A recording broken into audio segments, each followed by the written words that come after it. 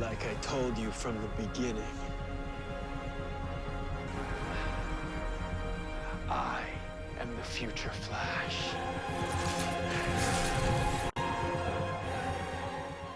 Hey everybody, it's Charlie. You may have noticed how Supergirl is borrowing a lot from Smallville and The Flash, so I'll explain all the references there. Most of you have a pretty good idea of what the TV show is doing. If you're finding me for the first time, be sure to subscribe to get all the DC videos. There's a new round of the Legion Ring giveaway. All you have to do to enter that is be a subscriber and leave a comment on the video.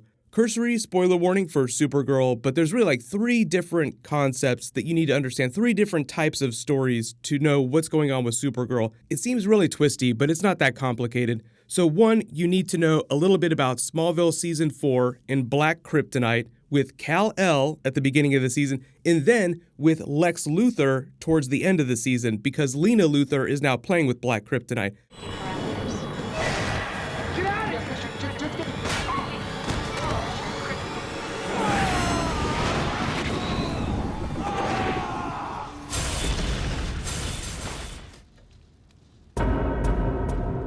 Amazing work, isn't it? Hello, me.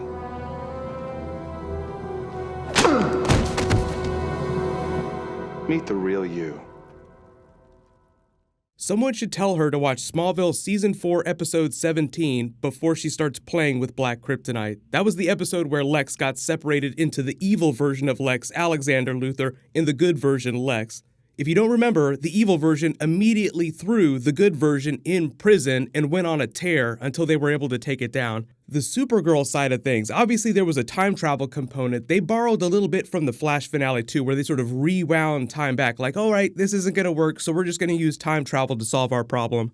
The thing about the duplicate, though, is that they didn't create it the same way that Savitar was created, but Black Kryptonite separates aspects of people's personality. Now, which aspects it separates is up for grabs, like who is this Red Sun-looking Supergirl here? So that's obviously the 3rd story that you need to understand, Superman Red Sun, because of all the Russia-Siberia stuff. So clearly what it seems like is going to happen is this version of Supergirl is going to be the villain of the season for at least a little while until a bigger threat emerges, because Brainiac is like, my cousin in the future is taking over all technology. So we're all like, wait a minute, is Brainiac going to be the villain next season? Because he's doing that in the future, but does that mean that Brainiac is going to come into the past? So it's just a question. If Brainiac 5 is going to be a main character during Supergirl Season 4, then that means that this version of Supergirl probably won't wind up being the villain the entire time.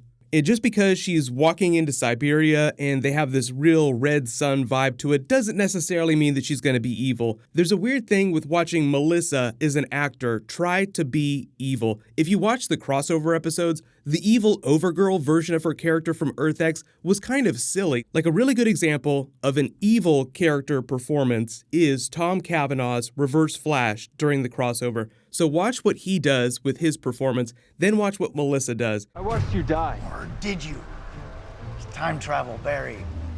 So very confusing. I always seem to be saying that to you, don't I? On our Earth, we've developed a meritocracy. We've accomplished greatness. You're perverse. No, Kara, you're the perversion. The most powerful being on the planet, rendered weak by saccharine Americana. Melissa's evil Supergirl is more emo Supergirl. It's like watching Barry be emo Barry. It's not exactly what you would expect from an evil version of that character. Melissa is just like this very pure soul. Like, she's a very nice person in real life. I think it's just hard for her to play an evil character. So I don't think that this version of Supergirl is going to be straight up evil like Savitar was. But you have that conversation, don't I have the right to live just as much as you, even though I was created by this accident? Like Savitar's whole deal is that everybody hated him because they thought that he wasn't the real Barry. So that's what pitted him against this version of Barry and set him on this whole mission to become a god. So obviously that's not exactly what Supergirl's gonna do, but they do have that storyline, like who has the right to live? Is this version of Supergirl gonna have to get folded back into main Supergirl by the end of the season? Because two halves of a whole, like do you have to combine them to create the whole by the end of the season? Most Black Kryptonite stories, including the Reign story, end with one of the versions either being destroyed or imprisoned for all time. So like when they did it with Samantha, the demons carried her off just like at the end of Flash Season 2 with the Time Demons carrying Black Flash off. So even more Flash in there, but during Smallville when Martha separated Kal-El from Clark at the beginning of Season 4 with Black Kryptonite, Clark killed that version of Kal-El. So like he killed an aspect of himself. Logically, that shouldn't work. They kind of did a similar thing on Rick and Morty. Like the idea is that you need that piece of yourself because it makes you who you are. You can't just get rid of parts of your personality. We're coming home, bitch! What is this? This is the parts of your pussy grandpa that keep it real. Oh, and I think you dropped something too. I don't want to be on camera. I'm ugly and gross, please. Please tell me you're not trying to put that stuff back inside of us? Morty, I'm sorry. That stuff is alive and it belongs with us. We yanked them from their homes and locked them in a can. Mother... See? They're living in pain. That's what they do, Rick. They live in pain. They are pain, you know? They're all the bad parts of us, which, by the way, includes our dishonesty. So how do you know this isn't all some sort of crazy trick? Oh, so now because I'm made entirely of toxins, I'm also a liar? You little sociopath. You hear this, Morty? So there are a couple ways that they could get rid of this other version of Supergirl by the end of the season without necessarily killing her. But if there's going to be a bigger villain like Brainiac to surface, then she would probably be the one to sacrifice herself. Like once she sort of comes to terms with the original version of Supergirl. Okay, yeah, I'm a duplicate. This world technically belongs to you. If she's not going to go off to some other world and be the Supergirl of the multiverse, then she's probably going to either have to sacrifice herself or be folded back in using a reverse Black Kryptonite twist. I think they wouldn't have put her in Siberia, though, if they weren't intending on giving her a version of the Red Sun costume.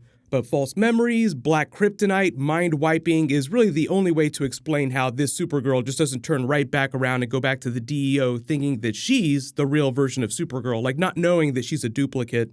Let me know in the comments though, do you actually think that they're going to do something like that? And what do you want them to do at the end of the season with this other version of Supergirl? Because she can't continue to exist. They have to get rid of her somehow. There'll be more Ant-Man and the Wasp posting in a little while. They just dropped some new footage and more behind the scenes. Congratulations to the latest giveaway winner, Ganjasaurus. Please private message me so I can get your contact details. Yes, there will be new Titans again soon. Click here for more new Flash Season 5 and click here for more new Avengers 4. Thank you so much for watching. Everybody stay awesome. I'll see you guys tonight.